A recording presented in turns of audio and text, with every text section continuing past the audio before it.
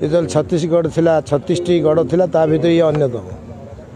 ଏଠି ରାଧାମୋହନ ରଥ, ମନୋରମା ମହାପାତ୍ର, ମନୋଜ ମିଶ୍ର ଭଳି ପ୍ରମୁଖ ଲୋକମାନେ ଏ ମାଟିରେ ଜନ୍ମ ହୋଇଛନ୍ତି ଏବଂ ଏ ମାଟିକି ଆମେ ଶତ ଶତ ପ୍ରଣାମ କରୁଛୁ।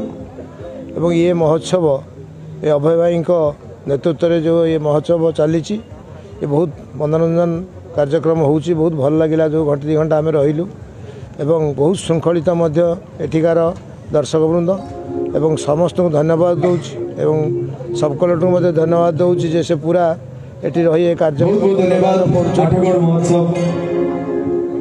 ତଦାରଖ କରୁଛନ୍ତି ଏବଂ ଏ ମହୋତ୍ସବ ଇଏ ହେଉଛି